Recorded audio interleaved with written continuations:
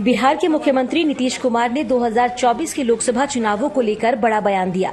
उन्होंने कहा कि वो अभी पीएम पद के उम्मीदवार तो नहीं हैं, लेकिन इस चुनाव में विपक्षी दलों को एकजुट करने का काम जरूर करेंगे। इसके साथ ही उन्होंने कहा कि जो ईडी सीबीआई का दुरुपयोग करेगा, जनता उसे समझ लेगी। सीएम नीतीश कुमार ने बताया कि विपक्षी दलों से बहुत लोगों के फोन आ रहे हैं। उन्होंने कहा कि हम चाहेंगे सभी विपक्षी दल एक साथ आए। अपोजिशन यूनिटी पे नेशनल लेवल पे आपका क्या रोल रहेगा? जो हम लोग तो चाहेंगे सबको एकजुट करने का, तो उसमें काम पॉजिटिव है, काम कर रहे हैं। बहुत लोगों का फोन आ रहा है, बात हो रहा है, हम सब कर रहे हैं, सब करेंगे। पहले अपना यहाँ का काम करके फिर और जगह पर।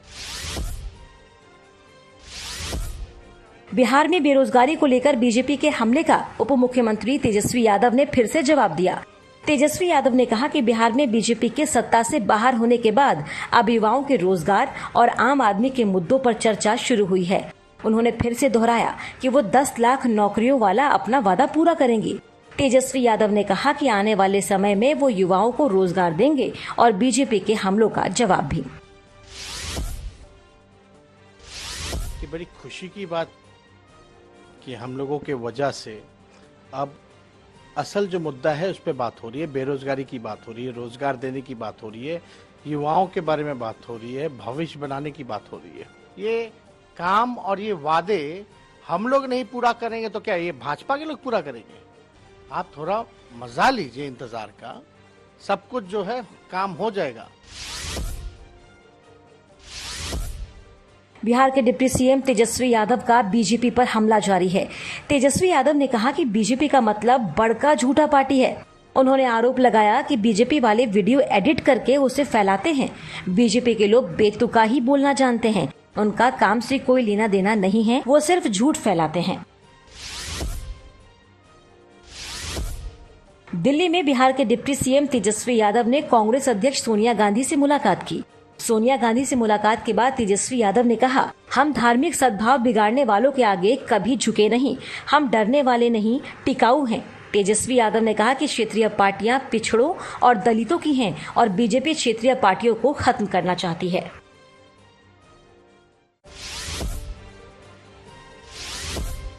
दिल्ली के उप मुख्यमंत्री मनीष सिसोदिया एक बार फिर केंद्र सरकार पर हमला बोल रहे हैं।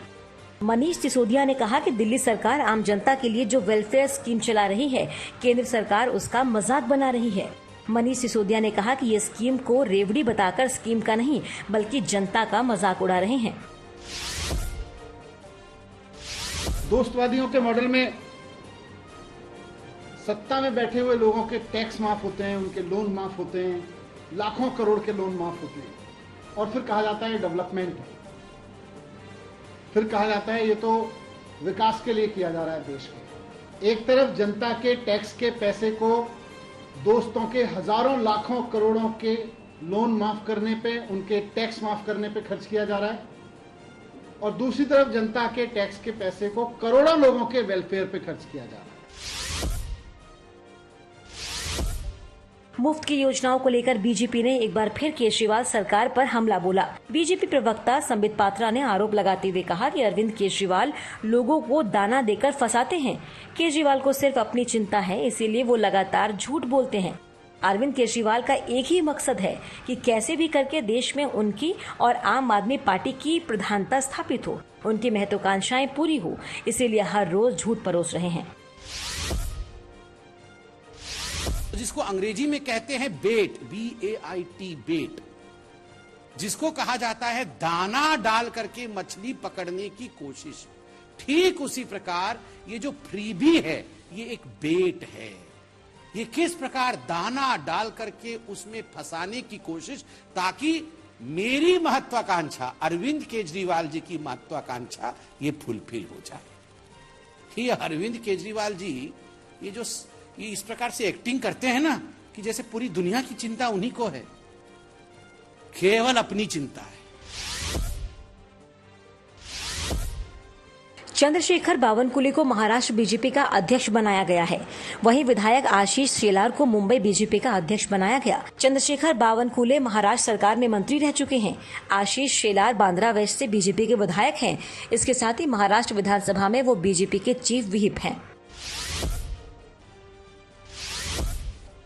यूपी एटीएस ने बड़ी साजिश का पर्दाफाश करते हुए जैश ए मोहम्मद और तहरीके तालिबान पाकिस्तान से जुड़े संदिग्ध आतंकी को सहारनपुर से गिरफ्तार किया है। जानकारी के मुताबिक पकड़े गए संदिग्ध आतंकी ने खुद स्वीकार किया है कि जैश ए मोहम्मद के आतंकी ने उसे नुपुर शर्मा की हत्या का टास्क दिया था। यूपी एटीएस गिरफ्तार संदिग्ध से पूछताछ कर पूरी साजिश का खुलासा करने में जुटी है। खुदरा महंगाई दर के मोर्चे पर सरकार को राहत मिली है। जुलाई में महंगाई दर 7% नीचे लुढ़क गई। सरकार की ओर से जारी आंकड़ों के मुताबिक जुलाई में खुदरा महंगाई दर 6.71% रही, जबकि जून में ये 7.01% रही थी।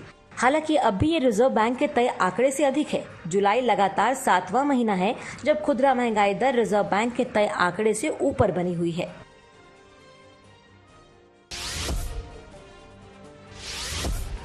कोटा में मूसलाधार बारिश में पूरा शहर नहा रहा है। कोटा बैराज के 8 गेट खोले गए और करीब 52,000 क्यूसेक पानी का निकास किया गया। वहीं प्रशासन ने नदियों में बढ़ते जल प्रवाह को लेकर लोगों से सतर्क रहने की अपील की। हिमाचल के सोलन में बारिश रुकने का नाम नहीं ले रही। बारिश इतनी तेज थी कि शिमला कालका हाईवे पर फ्लाईओवर बीच से टूट गया। टूटे फ्लाईओवर के चलते फ्लाईओवर के दोनों ओर जाम लग गया। मध्य प्रदेश में भारी बारिश के चलते गुजरात के सरदार सरोवर नर्मदा बांध के 5 गेट खोल दिए गए। मध्य प्रदेश में भारी बारिश की वजह से मध्य प्रदेश के सभी डैम पानी से लबालब भर चुके हैं। सरदार सरोवर डैम गुजरात के लिए लाइफलाइन माना जाता है। वहीं तटीय इलाकों के लिए अलर्ट जारी कर दिया गया। यूपी के फर्रुखाबाद जिले में लगातार बारिश से बाढ़ का कहर देखने को मिल रहा है। जिले के 3 दर्जन से भी ज्यादा गांव प्रभावित हैं। वहीं कई गांवों का तो अस्तित्व ही खत्म हो चुका है। हर साल गंगा नदी के आसपास के लोगों को इस परेशानी का सामना करना पड़ता है। महाराष्ट्र के चंद्रपुर में भारी बारिश आज भी जारी है। वहीं बाढ़ में फंसे एक छात्र को टीम ने रेस्क्यू कर परीक्षा केंद्र पहुंचाने का सराहनीय काम किया। पिछले 3 दिनों से चंद्रपुर भीषण बाढ़ का सामना कर रहा है। कई गांव टापू बन गए हैं तो कई मार्ग बंद हैं। बचाव दल की ओर से गांव में फंसे मरीजों को भी अस्पताल पहुंचाया जा रहा है।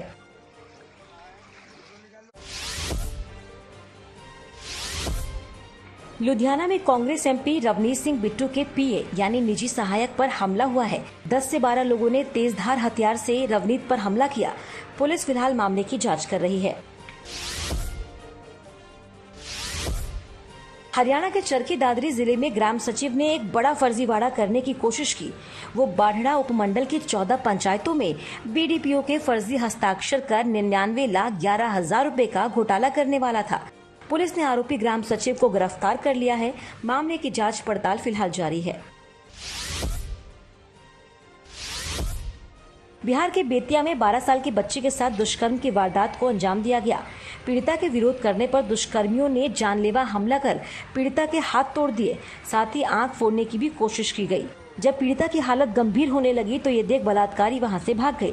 फिलहाल बच्ची का सरकारी मेडिकल कॉलेज में इलाज चल रहा है और दोनों आरोपी पुलिस की गिरफ्त में हैं।